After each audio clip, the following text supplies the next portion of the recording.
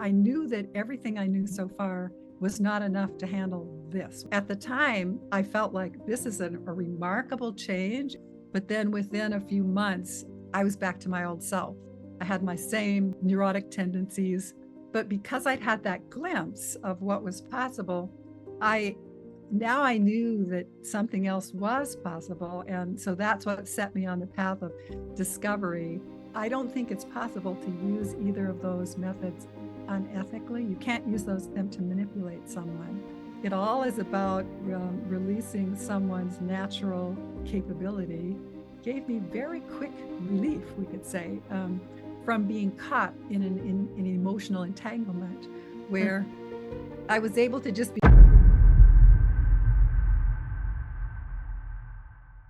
Hello, welcome. I'm Michael Wozniak. Hi, I'm Natalie DiMarci, and today we have a very, very special guest with us. We have Connirae Andreas, just in case that someone doesn't know who you are. Can you present yourself? Thank you both, Natalie and Michael. I am so glad to be here talking with you today.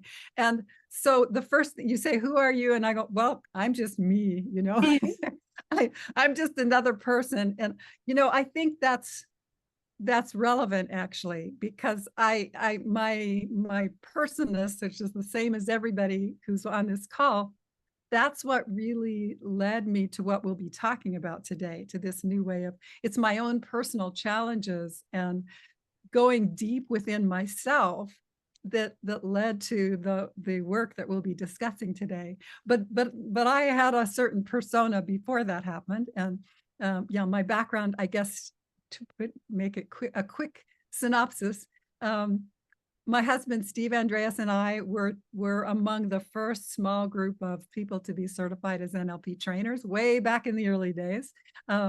So we learned about NLP. We got involved in 1977, clear back. I think the name NLP had just barely been settled upon. They just decided to call it what to call it. And so my husband and I were both very excited about this new field of NLP. And we just started going to everything, attending every workshop we could with the developers. And then very quickly, we started realizing how we could make a contribution also. We started thinking, okay, this is wonderful work. It's an important advance in therapy and personal growth and change and communication in general. Can we add value? And the first thing was, there are no popular books on the subject, no really accessible books. So the first thing we did was we made the proposal to Richard and John, the developers, to use their workshop transcripts to create books. And out of that came Frogs into Princes, Reframing, Trance-formations, I and have some of them right there here. Yes, absolutely. And I think it was the most amazing thing. You helped make the books readable for everyone. So that was a glorious contribution on your part. Thank you. That was our intention. And these were the first popular books on NLP, and I think they did. I'm happy to have had a part in helping to propel NLP into the mainstream through those books. Now there are hundreds of books, but at the time, that was it. Yeah. So. In order to start, because in France I have co-founded the National Syndicate of Hypnotherapy, and I'm really curious, since NLP has been growing, starting with hypnosis. What were your first contacts with hypnosis? Whoa, that's an interesting question. I think probably my first contact with hypnosis was through Milton Erickson. Richard and John were talking about Erickson, of course, because NLP is based partly on, he was one of the key people modeled. But also before I got into NLP, I was into Erickson. I'd read Haley's book on Uncommon Therapy is the name. Are you familiar with that book? I love that book. It's so impressive. And so then Steve and I, my husband and I, decided to go visit Erickson. And I had the good fortune to go twice.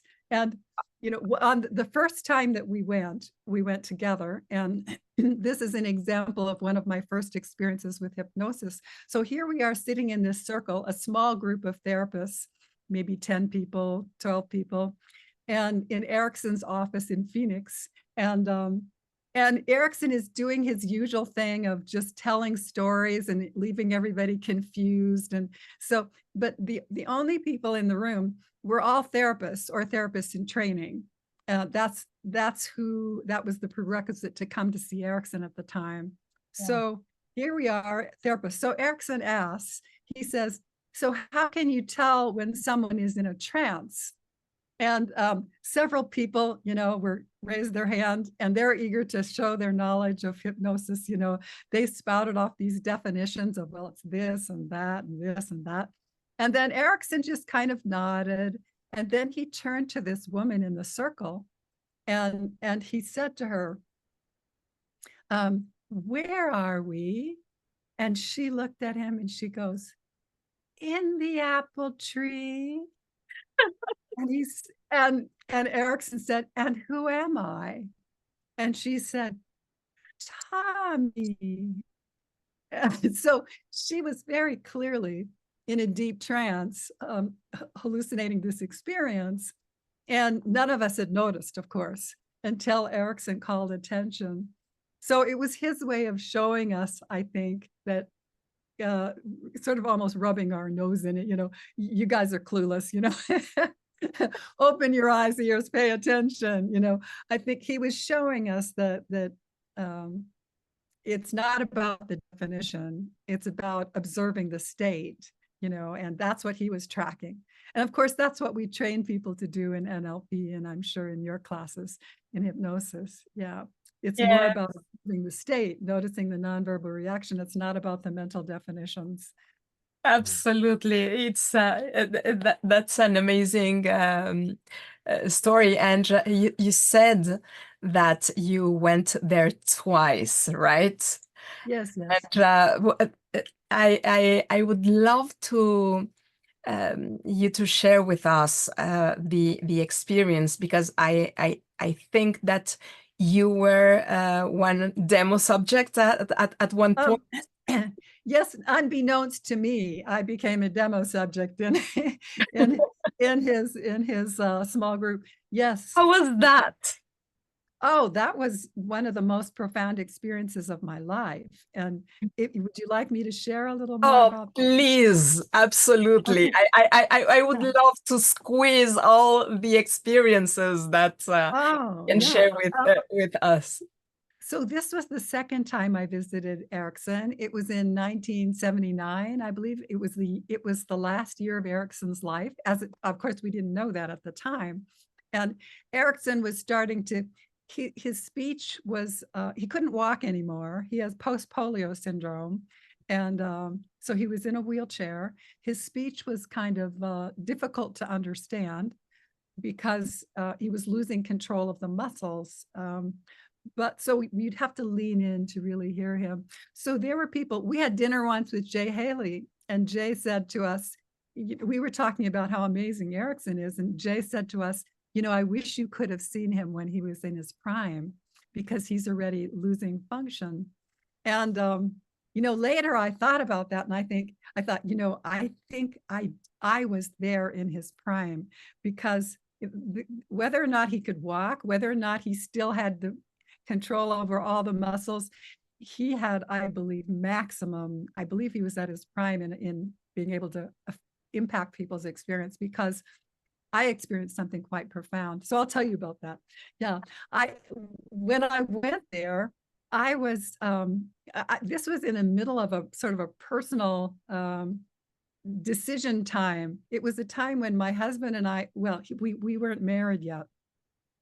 we'd been together a while and long enough that I was thinking, okay, it's time. Either we decide this is it, I'm making a commitment. This is my life partnership, and we do the whole thing together, or I decide this isn't it, or we decide and we go our separate ways. But I felt very torn in this decision. I really felt like neither was okay. I felt like if I would go forward, there were certain things off in our relationship that I wasn't comfortable with. But I felt like if I left, I would lose something really valuable, because we were in love, and I was in love, and I saw so much positive in our partnership and our relationship too. So that was the context that I went down, hoping that something would happen.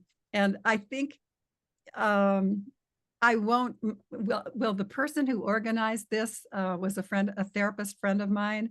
And she said to me, why don't you ask Erickson if he'll work with you privately on this issue? Because I was going through a similar struggle of deciding what to do about my marriage. Should I get divorced or not? And Erickson really helped me.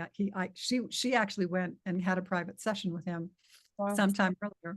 So I thought, okay, I'll do that. I'll try, And so on the first day, before we walk in, we meet Erickson, and I asked, will you work with me privately? And he goes, yes.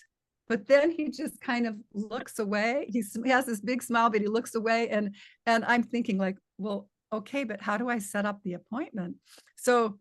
But Erickson had this very commanding presence. At least for me, I was a young, timid graduate student at the time. I didn't have much nerve. And to me, it's like, okay, I just am going to wait for him to tell me what next to do. And he didn't. So there was no next step. So then we were all ushered into the room, and we start this week-long sessions with Erickson. Every day we come and meet. But Erickson, so I'm thinking, I get in the room and I'm thinking, how am I going to get this appointment? And in the middle of the session, Erickson says, recently I got a letter from some board, the psychiatry board, whatever. And it said that my license to do individual therapy has expired. I can't see clients anymore. So he said that to all of us. And then he laughed like it was the funniest thing in the world. But I was going, oh no, he can't see me. What is going to happen? How am I going to get this session? So then I started thinking, okay, I started noticing he would demonstrate with people sometimes. He would demonstrate a certain trance induction or something. And I thought, okay, maybe he means he'll demonstrate with me, and that's how I'll get the help I'm hoping to get. So I tried to be a really compliant, quiet, he would say, sort of let my eyes flutter and go and be like ready to go into a trance. But in the first couple of days, he never picked me as a demo person. And so then I noticed he seems to always pick the person that's sitting on his left in this certain chair. And so that's the famous chair, no? The trance chair. So I come early. The next day, I make sure I get into that chair, but he doesn't pick me. And so again, I feel disappointed.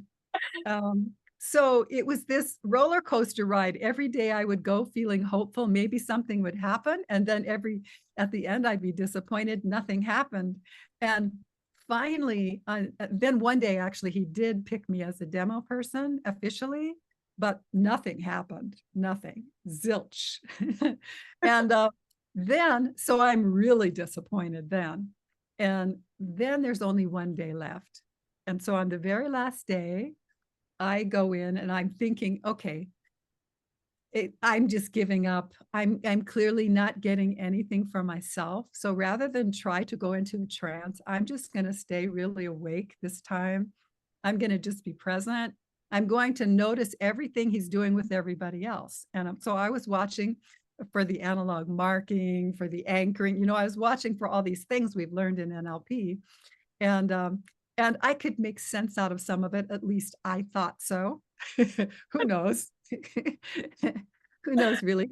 And then about in the middle of the session, maybe an hour and a half into the session, I was just sitting there innocently, and all of a sudden, in a split second, I felt something come over me where I felt like a different person. Literally, I felt like I'd never felt before. It wasn't like anchoring a state and getting into a research. I felt like I was a different person, but it wasn't. And it was this feeling of well-being, this feeling of peaceful presence, I guess we could say. It was a knowing that everything would be fine, a knowing that I was fine, knowing everything, knowing that it couldn't be otherwise. Everything is fine, everything will be fine. That felt like such a clear truth. It seemed like there couldn't be any other possibility.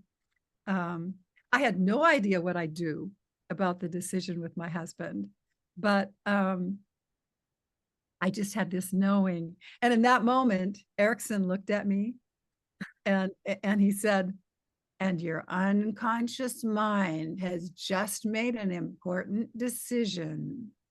And I'm going, okay. Right before he said that, I was thinking, did Erickson do this? And then he said that to me, and I'm going, okay, I think he knows about this. I think he had something to do with this, but I have no idea what is happening really. And then he says, "And you don't know what it is." And then I'm going, whoa, okay. And then I'm thinking, I'm not saying anything at all out loud, but then I'm thinking to myself, if he were to offer a private session now, I don't think there's anything I'd have to work on. I don't, maybe I could find something, but it seems like I don't need this. And then he said, "And do you still feel the need to work with me privately?" And then, and so then it's like I laughed, everybody laughed, and that was the end of that.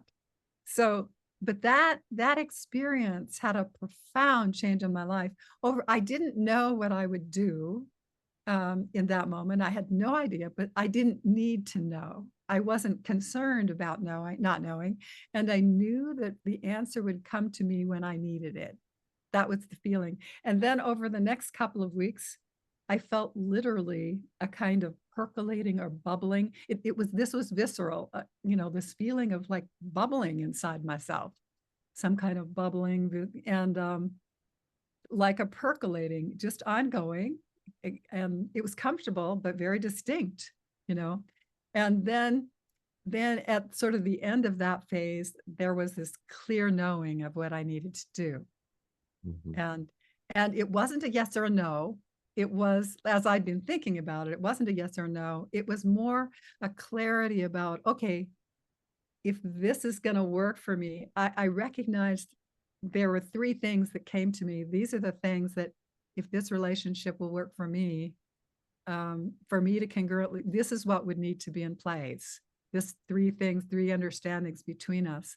And I was comfortable with whether my husband would, now husband, so the outcome.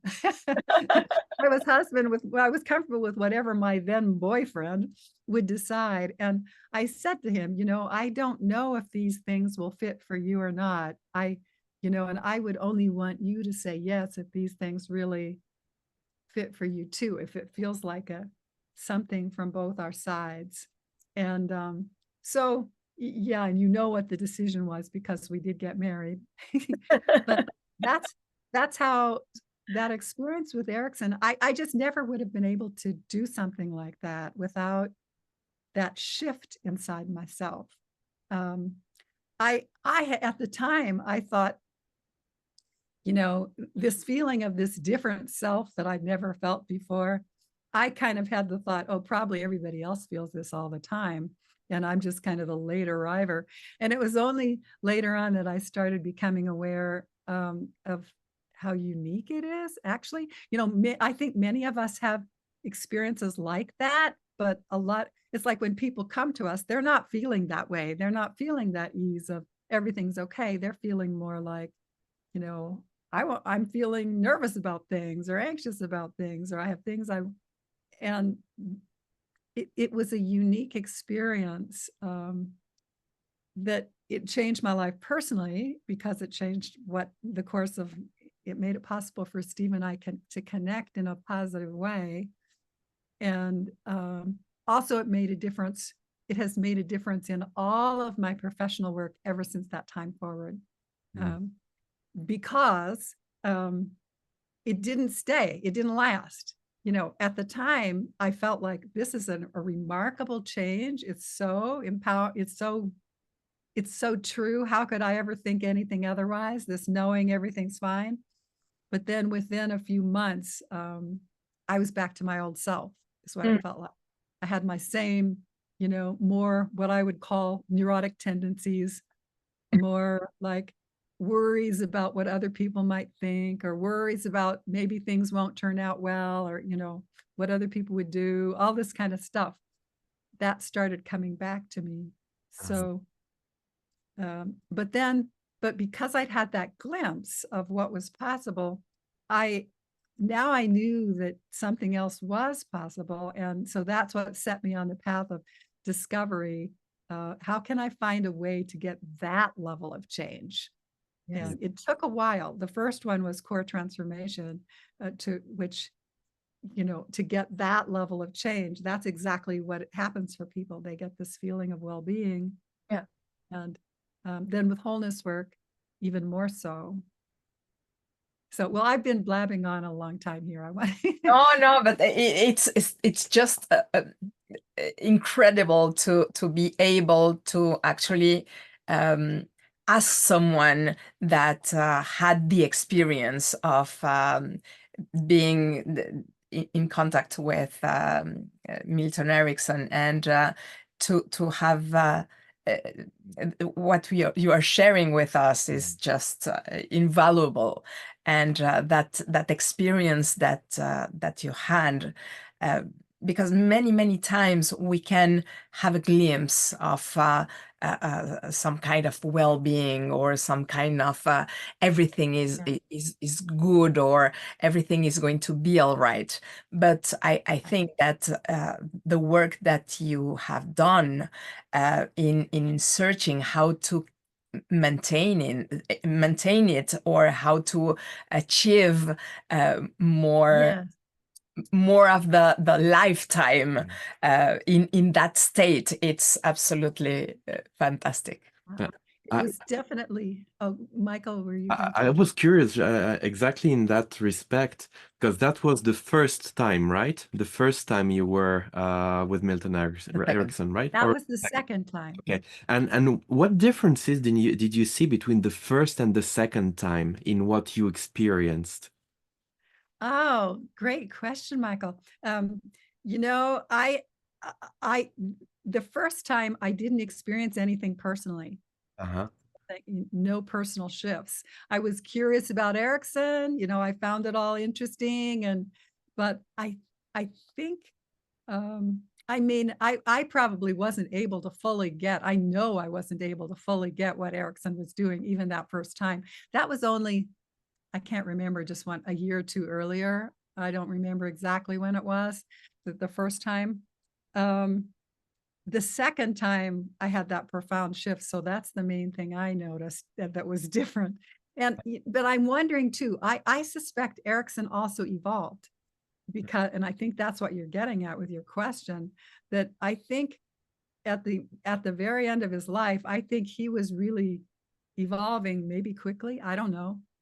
Definitely evolving. You know, if you compare the way Erickson was at the end of his life and that time, it's radically different than at the beginning of his career, or even at the middle of his career. You know, after I came back from this Erickson trip, once Steve, my husband Steve, played for me a video of Erickson from an earlier time, and I looked at it and I was horrified. I was actually horrified, because I was going, that's not the man I know and that I trusted and that opened this doorway for me. That's a different person.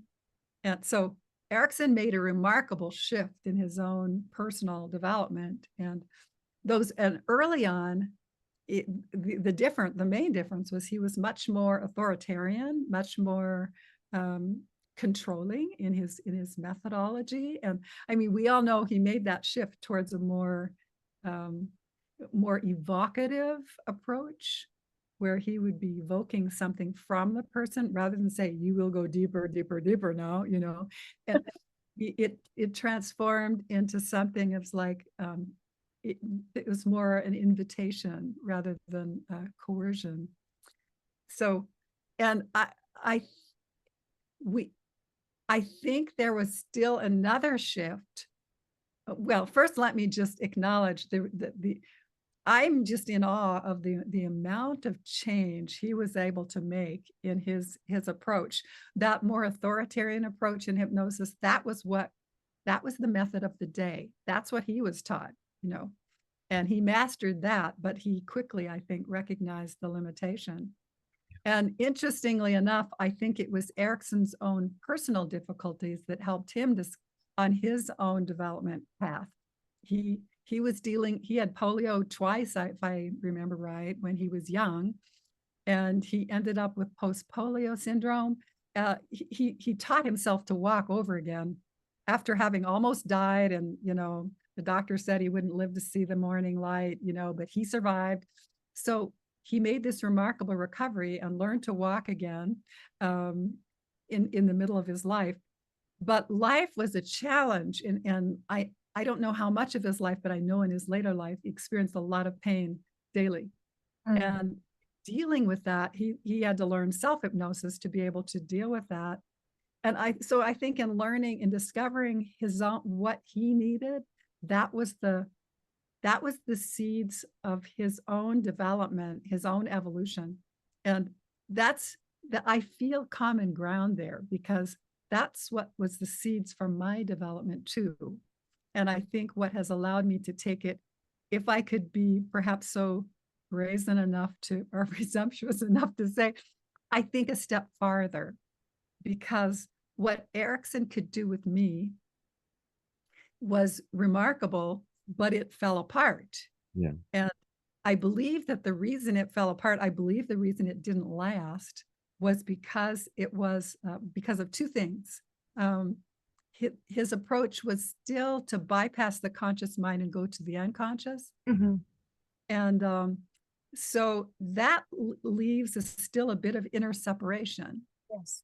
So that leaves things with the possibility of flipping back. And the other thing was, he was doing his magic wand trick. He was doing something to me. You know, it wasn't me stepping forward and engaging with it. He did it. You know, he made it happen. And I think that so then the work that came out of that experience for me, though, ended up with core transformation, with wholeness work. And with wholeness work especially, it's very systematically a way of not so much bypassing the conscious mind, but integrating the conscious and unconscious, so that there's no separation. And that's become true in my experience. There's less and less of a distinction between what I could call my conscious mind, and it's more just presence, you know, just being present. Yeah. I think that that is a very, very important thing to work. And Michel and I are master trainers of NLP, and in our workshops, what we tell our students is that we have to work conscious and unconscious, hand on hand. You cannot bypass and, as you say, and ignore bypass anything. The conscious mind, because at some point you need conscious mind to know where you're getting at and what changes do you want to and I think that negotiation is very important, as you say, to be fully present. Yes. Yes. Yeah, exactly. That's just incredible what you are sharing. And I am very, very curious because you were there at the beginning, as you said, from 1977. And I'm curious, how did you get to NLP? What's the story, and what was it like at the beginning? Because you were there when Richard Bandler and John Grinder were teaching together. So what was that like? Oh, well, actually, we came. The books, the transcripts, or we didn't have transcripts. The audio tapes they gave us of trainings for Frogs into Princes, that was of Richard and John training together. Mm-hmm. And when we were training, when we got involved, they were already training separately at the same. They were at the same conferences. So we would go to Santa Cruz, for example, and they would have multiple tracks, and Richard might be in one room, John might be, or Pahara Dunes, John might be in another room, Judith would be in another, Leslie would be in another, not all at the same time. They might have had 2 to 4 tracks going on with different trainers, but they were already presenting separately. Okay. However, my husband and I found the style of the tapes that we used for Frogs into Princes very magical, of the way the two would go back and forth together. And we picked up on that style and utilized that a lot in our early trainings together. So we would finish each other's sentences. We would, it makes it so the whole training becomes a bit like a trance induction. Yes. And because I would start a sentence, Steve would finish it, and then people would be going, what, it just creates a little confusion, which makes it a little easier to be open. As Erickson well understood, confusion can open the doorway to a readiness to receive some input, to something useful, a learning. And so I know he did that with me very elegantly. He was confusing the heck out of me. Yes, I can see you, but no, I can't. This was the confusion technique over and over and over with me. He was running. But back to your question about what was NLP like in the early days. At that time, Steve and I we went to anything Richard or John were doing anywhere in the country that was 4 days or longer. We were there, just we went. And it was a small club. That was what was very different. NLP was not known yet. Mm-hmm. We were sort of the first on the block to have heard of it. How did you know NLP? How did you get to learned about it? We were at a conference it was a humanistic psychology conference in the Bay Area. And a friend and colleague of Steve's had just come from a workshop with Bandler and Grinder, and he starts talking to us about this. And Steve said, this sounds fascinating. I'd like to know more. How about doing an impromptu presentation for us right here at this conference to share what you've learned? And so that happened. That was our first taste. It was maybe an hour and a half long. It was short, but it was enough to get us hooked, so to speak. Yes. And then we we started attending the seminars and learning. Then we started learning the methodology that was already there at the time, which was a lot of stuff hadn't been discovered yet, but already when we got involved, there was already anchoring, change personal history, 6-step reframing, the meta model, and the basic Milton model. Those were all already part of the NLP repertoire. Mm-hmm. Yeah. But it was a small club, and that was kind of fun. We would see the same people. We would go to these different trainings, and it'd be the same people. And some of them I'm still friends with. Some of them aren't with us in physical form anymore. They have passed on. That was a long time ago. So, but it was a time in NLP where everybody knew everybody, and that's so different now. Now hundreds of thousands of people are involved with NLP globally. And I imagine that in the beginning it was very, very experiential. And I'm curious, what are your academic backgrounds, yours and perhaps Steve's? Were you in like with like a scientific mind, or what was your academic background? Oh, okay. Well, my husband, Steve, he had a master's in psychology from Brandeis University. He studied with Abe Maslow there. And then he got involved with Fritz Perls, and he did the same kind of thing that with Gestalt that we did with NLP. He made it more popular. There were only technical books on Gestalt before he put out Gestalt Therapy Verbatim and Garbage Pail by Fritz Perls. So that was Steve's background. So you can see he was very interested in experience-oriented things, even though he had an academic degree. Yeah. And then for me, I was in training when I learned about NLP. I was in graduate school in clinical psychology at the University of Colorado here. And so I was in the middle of professional training, but my first love was always personal growth. So I went to Rolfing workshops. I went to, things with encounter group things, I went to these workshops that were more personal growth oriented.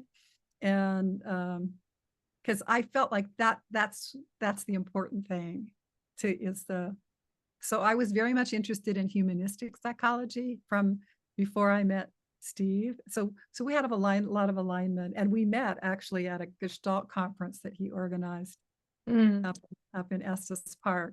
So my friends, some graduate school friends of mine and they actually talked me into going with them. So we went up there and camped out, and that was the first time I met Steve. Yes. Does that tell you a little bit? Yes. I just to say a little more, I ended up getting a master's through the clinical psych program, and I did all the coursework for a PhD. And the dissertation, the comps, the orals, I did all the hard stuff. When it got to the internship part, NLP was not known yet, and they did not accept my proposal that I do an internship with the NLP developers. And so I just kind of went, well, I'm into NLP now. That's what I'm studying. So I'm just gonna do that anyway, even if they won't count it. So I ended up getting my PhD in another way later on. Okay. Yes, because Michel and I are more and more interested nowadays. There is all this neuroscience emerging, and neuroscience is kind of giving us the explanation on why NLP and hypnosis works. And it's our dream is to make it more compatible with what would be accepted in the science world. Yeah.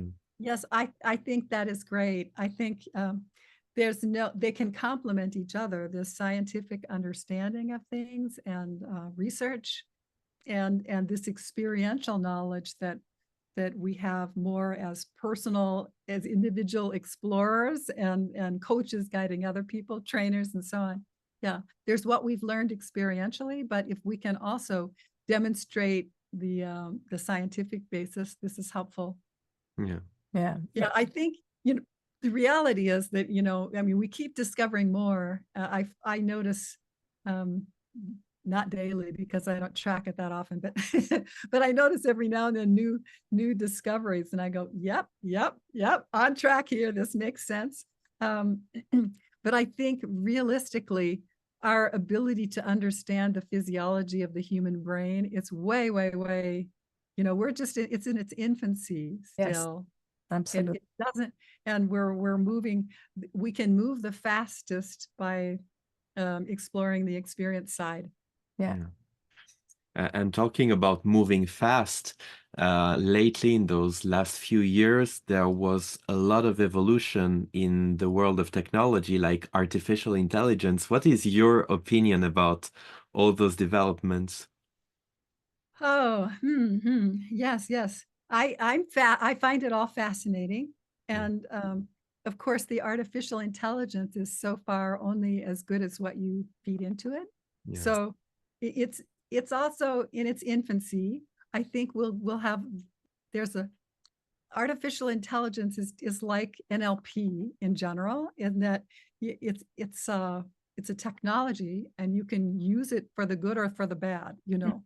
And so it doesn't, so I'm hoping that we as a global community can be enough present with what's happening that we can develop ethics along with the use of the artificial intelligence, so that it's used for the good and the potential harm is minimized. You know, there's going to be a learning curve with it.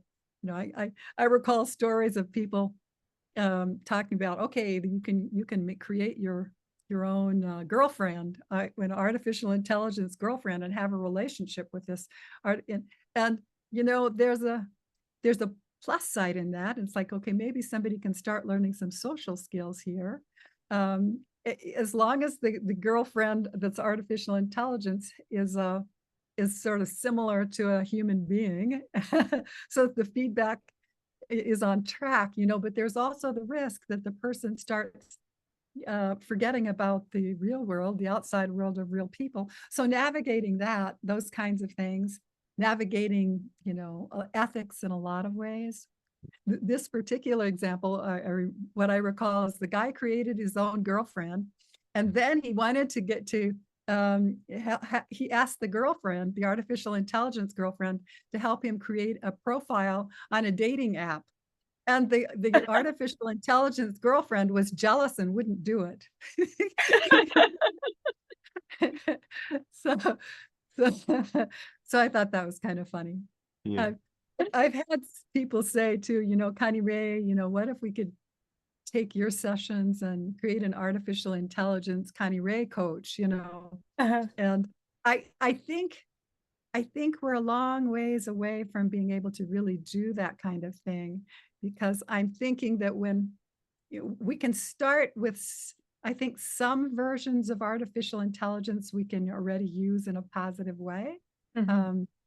But when I guide a client, you know, I'm there with the person, and I'm responding to lots of cues that are extremely subtle. And it's not just, a lot of AI is based on text, and definitely not just the words someone is saying that I'm responding to. There, you know, just a slight shift of breathing and a slight shift of posture, you know, lets me know, gives me this sense of, okay, I go this way instead of this way. Yeah. And so we're a long ways off from artificial intelligence to being able to actually do that kind of thing. Yeah. Mm. Yes, and as you say, it's a technology. I think it's a tool that can that can help, absolutely, if it's used correctly for the correct reasons. But yes, as you say, finally we are. You need to be in contact with a human being and be able to be in fully present. Absolutely. Yes. Absolutely. You know, it reminds me too, the issue with the ethics, with the something that has become clearer and clearer to me as time goes on, with a lot of NLP. The ethics is not built in. We need to train it in with our students, and I know we put that into our programs. I'm sure you do. You know, from the feeling, I can see that you're that kind of trainer. And then what we started discovering is that with core transformation and wholeness work, we don't even need to. That it's like the ethics is built into the process itself, because of how there's a lot of becauses on that, but it makes it, I don't think it's possible to use either of those methods unethically. You can't use them to manipulate someone. It all is about releasing someone's natural capability, and it's never about manipulating. anyway, Oh, it's fascinating, and I think that what you are bringing with with what you are keeping developing, because I suppose it's an ongoing process. What you are bringing is that soul, or that connection with a more spiritual part yes, yes. of the being. Can you tell us about a little bit about what you have been up to, and what are you developing, and perhaps, I don't know, to give us a short demo of what Okay, is it about? sure, happy to do that. Let's see what we can do here. So I think of this as deeper level change. Maybe I'm being presumptuous to say that, and I just encourage everyone to try it out yourself, see what you think, that kind of thing. Don't take my word for it. But I needed, these methods came from my own life, and the wholeness work came from a time of crisis, a different time of crisis that I was in, when I thought I would die. I would probably be dying. I thought I was dying. I felt this. It felt like there's electricity going up my spinal column 24/7, and it was so intense, so strong, and it was nonstop, no relief. And it felt like, okay, it's as if I'm wired for 110, or what are the right things? I don't know. Current, and I'm getting like 5 or 10 times that much. And I thought, it's so intense. I don't know if I don't think my body can survive this. And I couldn't think, I couldn't sleep. I really couldn't do much of anything except for lie down in a quiet, dark room, and but it kept coming, it kept happening. So it didn't, at first I just thought, okay, get a little acupuncture, do a little this, do a little of that, surely it will let up, but it did not. And it propelled me to go on a deeper search for what I don't know how to describe it really well, but now I'm starting to describe it as a deeper change process, something that went deeper than anything I knew before. I knew that everything I knew so far was not enough to handle this, whatever was happening for me. So deeper change. And then now the way I'm starting to talk about it, it's about decoding or discovering the structures of the unconscious that hold suffering in place. So not everybody has electricity going up their column. It's not a problem most people come into me with wanting help with, but I've discovered that the same thing, I had to go to a deep enough level of change to be able to get some shifting of what was happening for me there, that it ends up also providing an easier, deeper way of getting change in pretty much everything.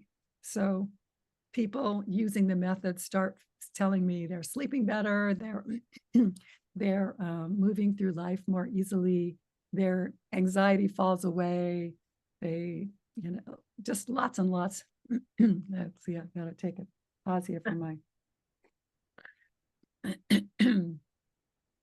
yeah. So the same thing that helped me with this, that helped my body finally settle, also helped me with lots of other things in my life, and have helped lots of other people then with everything from anxiety, hurt, depression, shame, not sleeping, anger, pretty much really the human problems we all face. It gives us a way of addressing them at a deeper level. And that makes the change process simpler, faster, and more reliable. Yeah. So, and again, I don't expect, people are always going, oh yeah, this is going to be faster. This is going to be, I don't expect anyone to take my word for it, and I would hope you wouldn't. But I would encourage, if you're interested, those watching and listening, to check it out and see for yourself. And the easiest way to check it out, if I may, can I add in here the mention? The easiest way to check it out now at this point is the new book. the Wholeness Work, Essential Guide, Wonderful. Healing and Awakening. And that has all of the level 1 material in it. That book is really full, but it's written in a way that it's an easy read. That's the feedback I'm getting. It's not like it's mental. It's you just go with it like you're being guided, and makes it easy to start in on with the processes. Perfect. So does that, so I guess what I've been up to is this deeper change, which because I was experiencing this crisis where I thought I was probably dying, I wasn't thinking about, okay, now I'm going to model something cool and get, I just was trying to survive, Yeah. and I thought, okay, what do I need? At that time, I thought it was unlikely I would ever go back to teaching or doing anything in the field. I just thought, I had no idea. My whole world was falling apart, and I thought my body is falling apart. And so it led me to this deeper level of change, that deeper level of discovery, where it did end up being something where I went, I want to share this with others. This is really making a difference for me. Let me find out if it helps other people too. Wow. Because as it did more than help my nervous system settle, it helped my nervous system settle. It made it easier for me to sleep, to get deep rest and relaxation. But I noticed that it was also helping me with triggers between myself and my husband. Things weren't perfect in our relationship. And as I think with most relationships, we push each other's buttons sometimes. So, and I found that when I used the Wholeness Work to process this, it gave me very quick relief, we could say, from being caught in an emotional entanglement where I was able to just be present. And then I would find sometimes I would just joke about it instead of being mad or critical. I would just tease him about something that before had bothered me. That started to be a common thing. And it was just much more fun. And then he would tease me back, and it became much more playful between the two of us on these formerly glitchy areas. And sometimes it was just, sometimes I would process and I would recognize, so what, it doesn't really matter. Whatever I was bugged about, it doesn't matter. And I just would I would have dropped it inside. Yeah. And other times it was more coming to this place of clarity. There is something to really talk about seriously here, but no longer judgmentally. That was the difference. Before I did the processing, I would have had this edge of judging or reprimand or criticism in my voice tone and my demeanor, because that's the way I was thinking about it. And after doing the processing, I found that the judging wasn't there anymore. I could just be clear about what I thought was important. And I was noticing that it was so much easier for him to receive it. And so this really helped me a lot in my relationship. And is there a short process that we could experience or that you could show us to? Okay, let's do that. Let's do that. And it's very short to do. It takes a little learning to create the groundwork to experience it fully. Okay. And so let's go through a quick version of it. And it might or might not work for each of you listening. But let's just do a quick version of it and see what happens. Wonderful. And this is also the first step. So once someone has gone through all the levels of training, it becomes fast to do all the steps. Okay. I was just doing a consultation group yesterday, and we had 10 minutes for someone, and okay, that's enough. Oftentimes when someone has all that background, but when first it takes the learning to, it's like learning to walk, learning anything else, like, so we do that step by step in the trainings. So here's step one.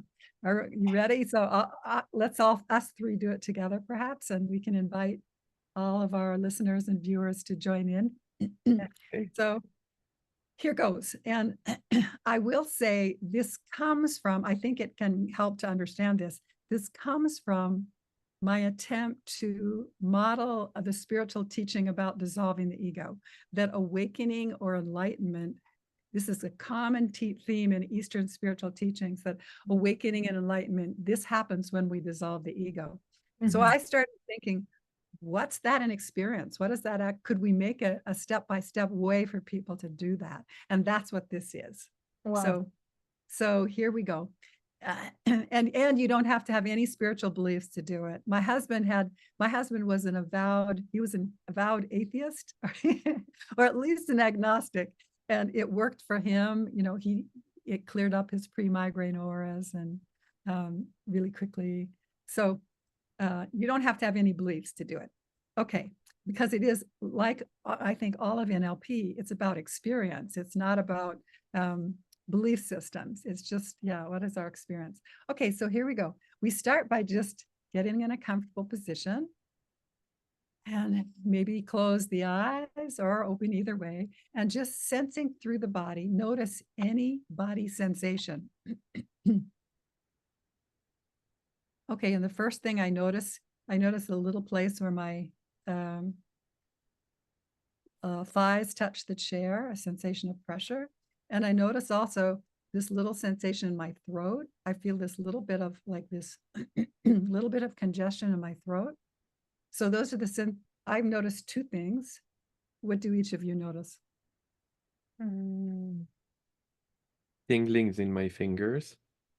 Okay, great. I want just everybody to know it can be positive, it can be negative, it can be neutral. It doesn't really matter at all. It's any sensation. Okay. I feel my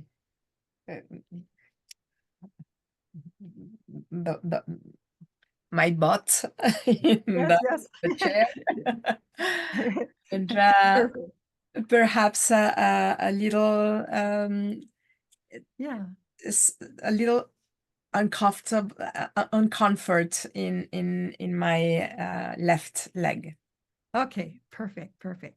All right, now, and if you notice two things like I did, and some of the others watching will have noticed two things, then just pick one of them to use for this exploration. So I'm going to go with this feeling of a little bit of congestion in my throat for whatever. Doesn't matter which one you pick either one. It doesn't need to be the negative one. It can be no, it doesn't. It can be a positive sensation. It can be a neutral sensation.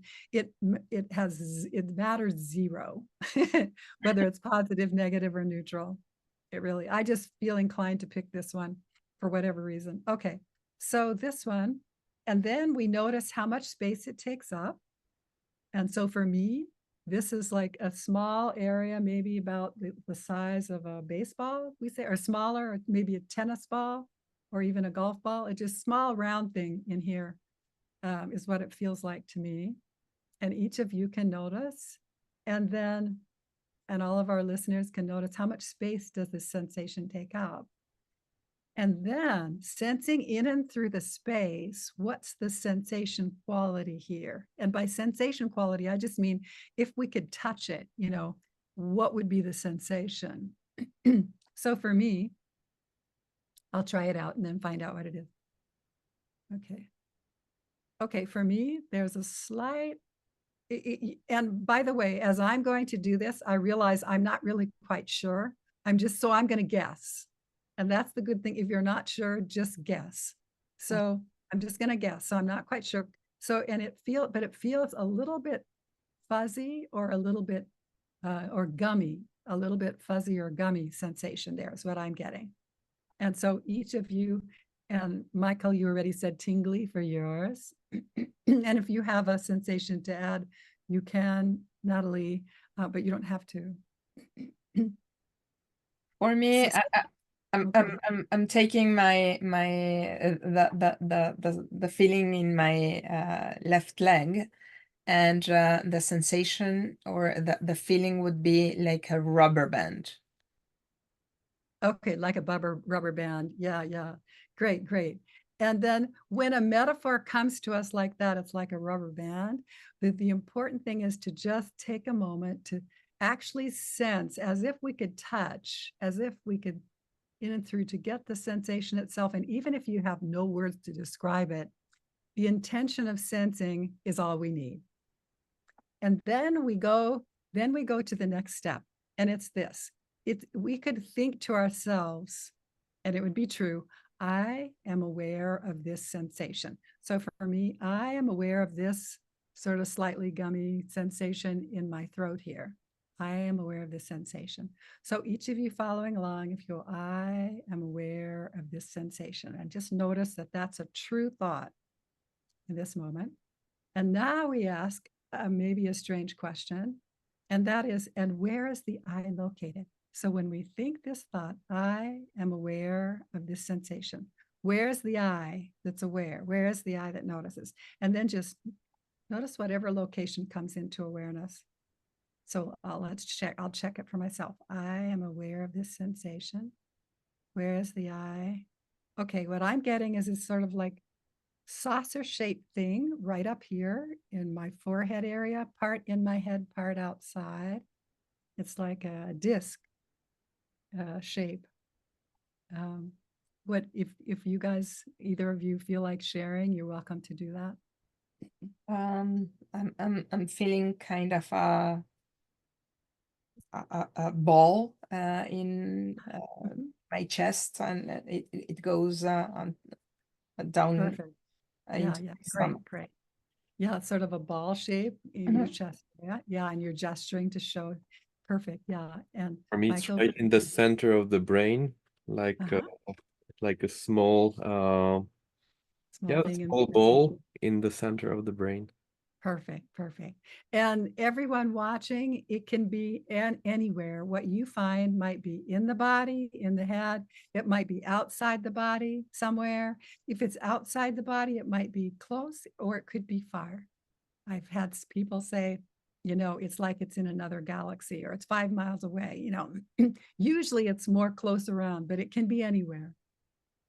So now we go the next step, which is to, wherever you found the I, take a moment to sense in and through for the sensation quality.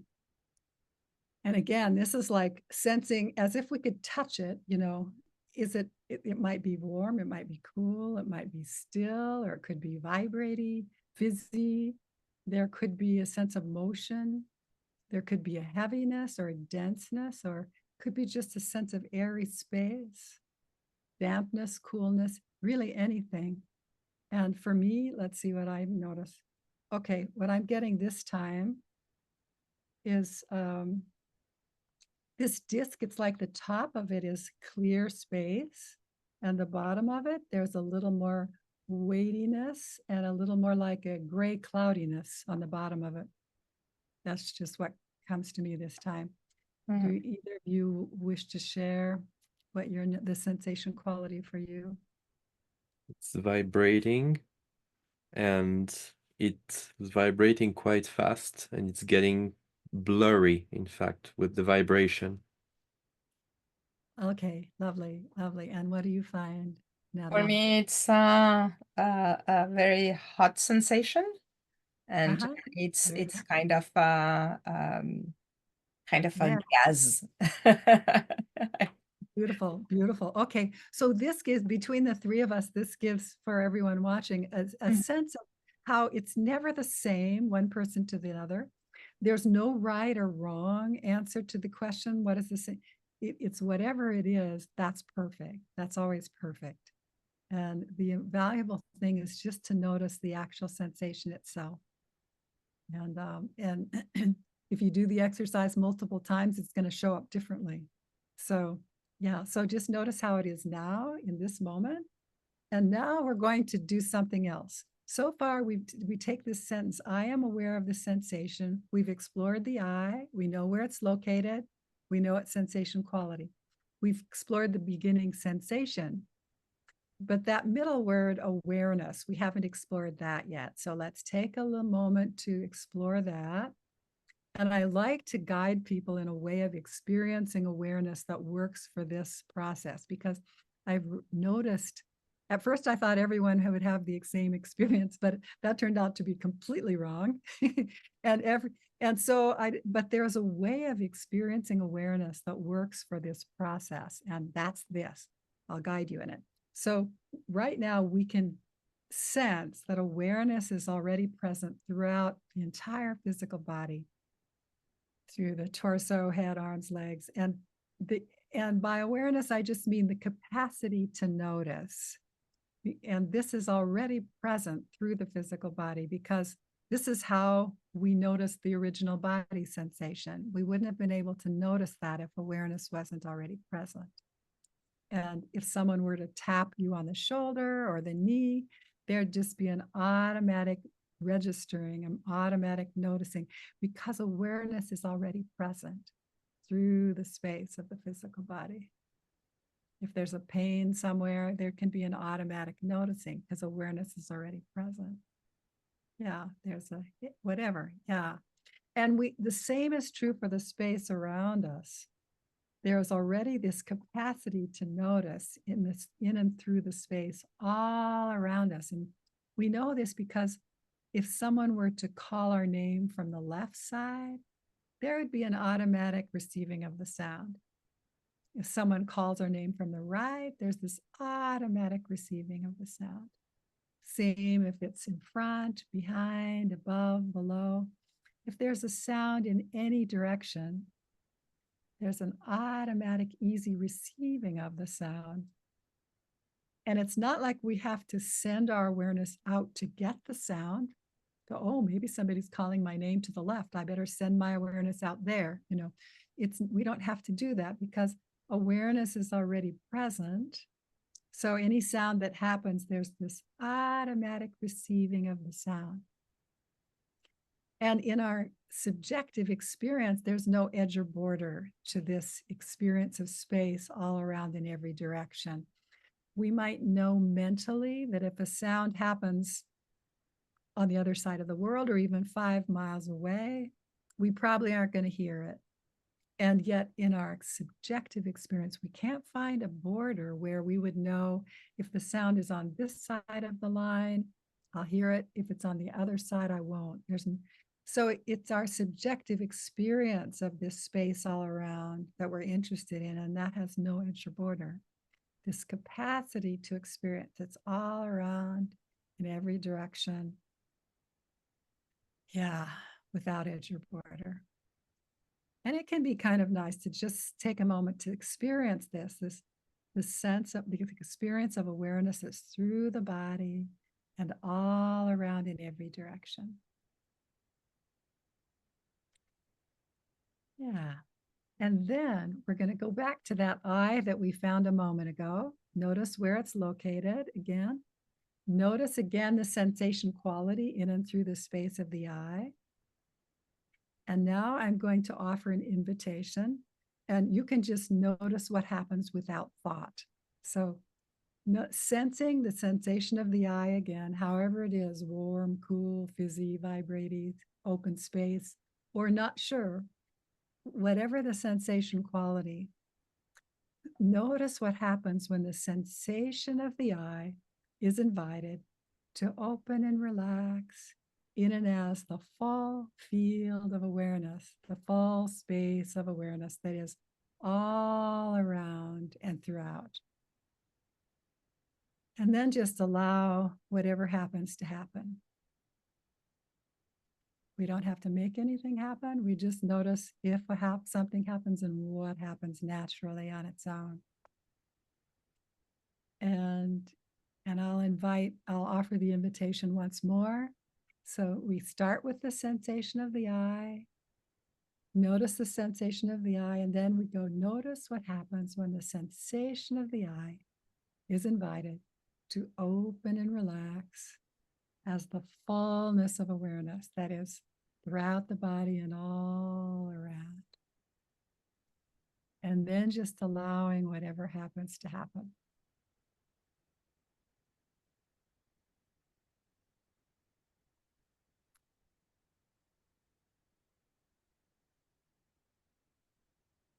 And then you can take whatever time it takes for that. And then whenever things settle, then you can let me know. what your experience was.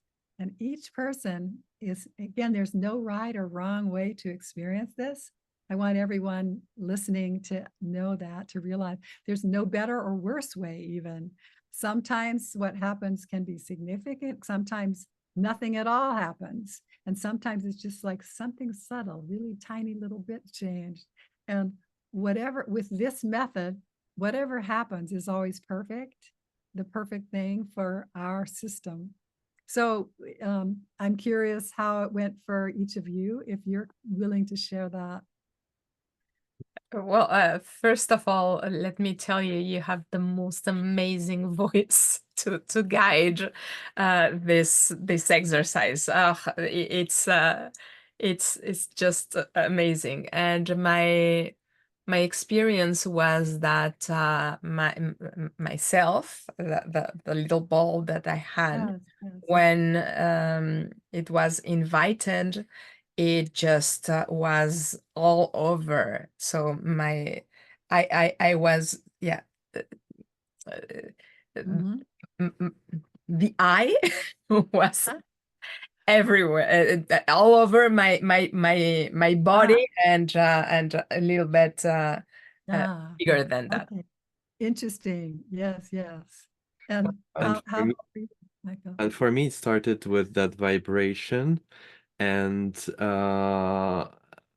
at one moment the sensation changed, and it started to become warmer and to melt into the rest of the body, in fact. So Mm, so then I couldn't even locate it anymore, because it was like melted in the mm. complete structure, I would Yeah, say. yeah. Yeah. Lovely, lovely, lovely. Yeah, beautiful. So this gives everyone two examples of how it can go. And for me, I was pausing to do it myself also. And for me, it's like for me, it partly shifted. And I think there's something that remains for me that I'll check in with later and do a little bit more processing with, because it's not that it all has to or does always shift in the first go at it. And with wholeness work, there are extra steps for when it doesn't. That always indicates there's something else. It's like the nested dolls, you know. And if sometimes there's an outer layer doll that you need to release before getting full access. So what I experienced, that remember the top layer of mine was kind of empty space, and that felt like it very quickly merged with everything. It felt like an interesting, maybe kind of similar to what you described, Mark. It went through my body. Mm. It's kind of went, it's like this invisible melting that started flowing through the space of my body. And then the darker part underneath, the cloud part, that's the part where I think there's more for me to do later. But it's like it started, but it there's a good feeling about it all. That's what shifted for me. It's like there's this nice warm feeling about the whole thing already inside. It began dissolving, but it didn't finish. Mm. So I want to let everyone watching this to know too, sometimes it doesn't even start, and that's fine. The very first time I did this exercise myself, I was just, well, what would happen if I do this? Let me try, you know. I had no idea if I was on the right track or not. And but I was just playing around. And it was the shift for me the first time was so subtle that I really wasn't sure if I was on the right track. Yeah. And it was only through me playing with it over time that I go, oh, it started building. And I got, yeah, this is the right track. And I could feel that it was taking me in the direction of that experience with Milton Erickson, you know, and this kind of well-being that the spiritual teachers talk about, and they call it awakening, but you might as well just call it, you know, this feeling good, you know, feeling good at a level that's beyond the split between good and bad. Yeah. So anyway, it starts to release. So for a lot of people, the most common response is a little bit, or sometimes a lot of relaxation. I don't know if that is part of it too for you. Yes. It's just, as you mentioned, well-being. Mm. Yeah. Yeah. Yeah. Yeah. Yeah. And so I like to offer a little bit of perspective about this, if we have a few minutes for me to do that, Of to just course. explain this a little bit, like, what is this? You know, is this some Yeah. weird party trick? You know, you find this eye, you asked it to melt, you know, but here's how I think about it. And I'm going through it really fast here. And there's more, you know, a lot more on it in the book, Yeah. The Wholeness Work Essential Guide. But here's when we start as babies, we have no eyes inside. The baby does not have a separate sense of self. And I learned that in graduate school in clinical psychology decades ago. I won't tell you how many.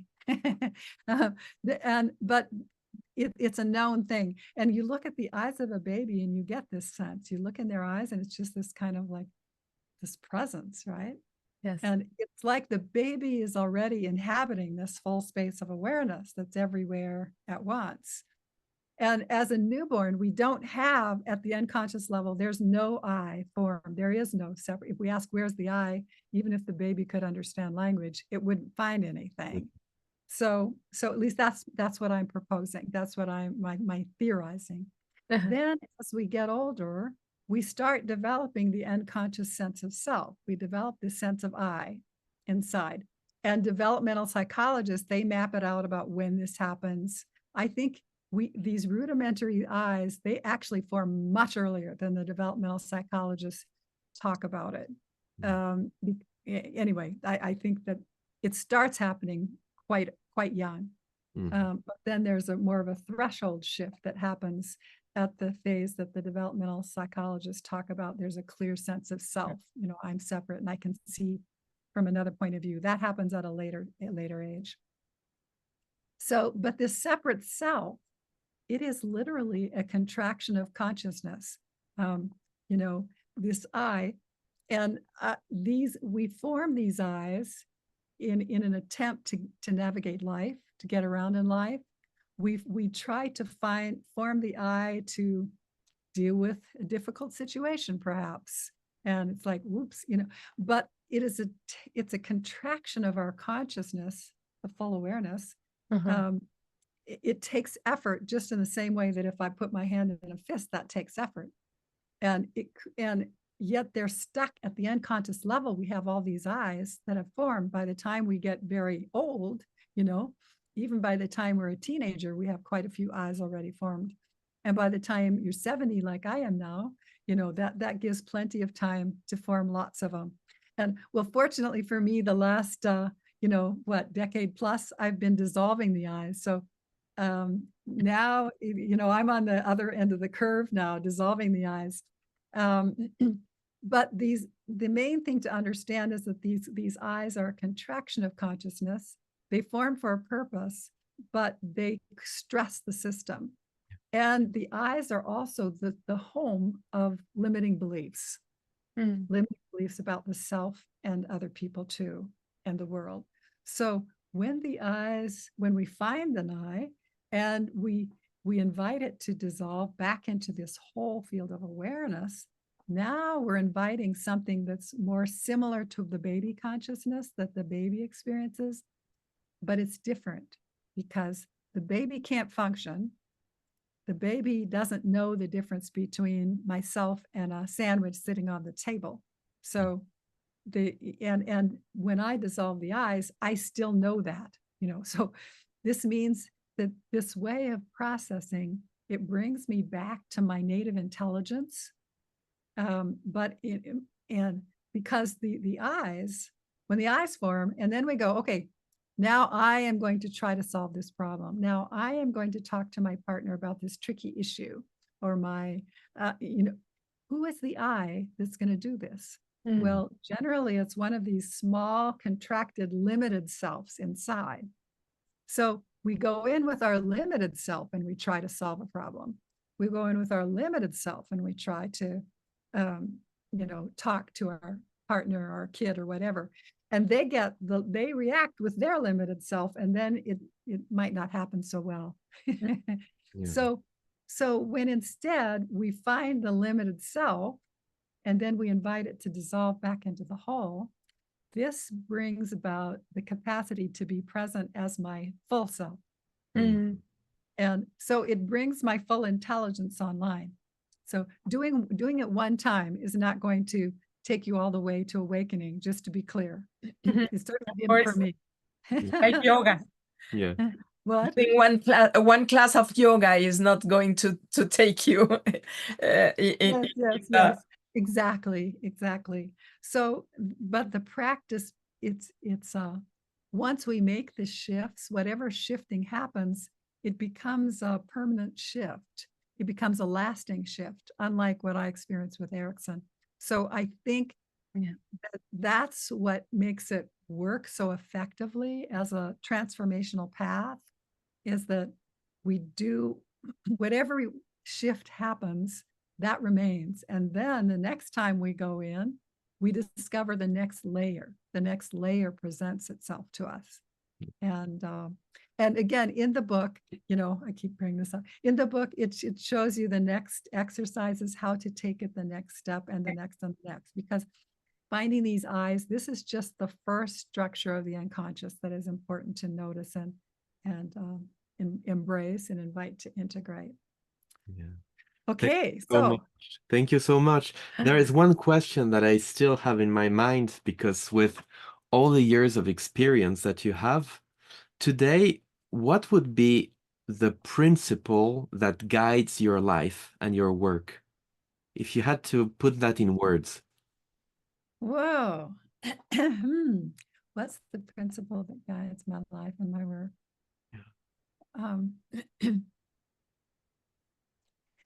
I every day release everything over to the whole. Mm-hmm.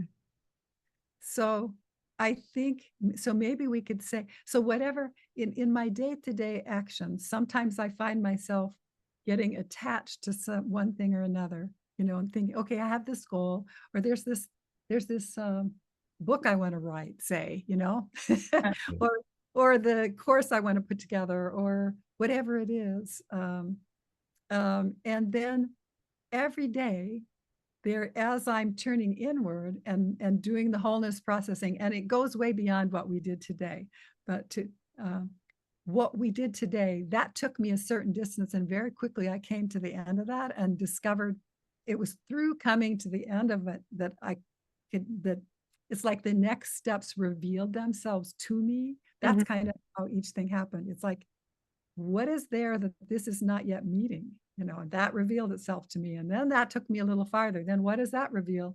So now what I do, though, every day there's a turning over. It's like a surrendering of, we could say, of any attachment. The I that wants to do these things, releasing that back into the whole, the attachment to thinking that anything would be better if I did it than if I didn't do it, and it's not a question of whether it really would be better if it's a question of letting go of my attachment and returning to experiencing myself as the whole of everything. So, and then that's my guiding. Then I trust. Then I get the guidance from there. It comes from within through turning everything over to the whole of things. Does that answer? Yes, thank you. Wow, that's and I love how you asked yourself the question that Michel asked you. You asked yourself in order for you to get that answer. This is what makes great my example. life. For me, it's what makes my life worth living. It's that and more fun than I ever had as a younger person. Because it's not about the small me anymore. It's not. And when I find these small me engages, I just, like you said, I find that when I notice myself getting plugged in, it's like one more invitation to notice something I hadn't yet noticed, so I can become more a surrendering to the whole. Yeah. But it's not surrendering to something outside of me. It's more surrendering to the whole of the most vast that I am, that each of us is, and so Anyway, that's maybe going on more than I need to. Yeah, great question. Oh, it's really, really, we feel honored. And I'm talking, I really feel honored to have had the opportunity to chat with you and to get to experience you. I remember the first time that I saw a video. It was from you. It was when you were presenting the videos of Richard Bandler, and Yes, in yes. a That was much, a long time ago. yes, and but still the same energy and the same you share a lot, and I really thank you for all this opportunity to interact with you, and I hope this is going to be, and I absolutely know this is going to be very useful for the people that are listening to us. So thank you, Connirae. It was great. You are so welcome. And, I just want to also thank you. It's like a right back at you kind of thing. I've thoroughly enjoyed our conversation together and the space that the three of us together have created here. I really appreciate this chance to get to know each of you a little bit too. Yeah. Thank you very much. And also thank you to everyone watching this video. And below the video, you will find all the links to know more about Connirae, about what she's doing. And we really hope to be able to meet perhaps in person sometime. That would be wonderful. That would be really lovely. Yes, I hope so. Yes, I absolutely. I feel in your spirit and alignment with what, here, yeah. Very much alignment. Thank you so much. Yes, thank you so much. And as Michel said, all the links to the trainings and to what you're up to is going to be underneath the video. Thank you so much, Connirae. Thank you. So we wish you all the best, and we hope to see you soon. Bye. Bye-bye. Bye-bye. Thank you for listening.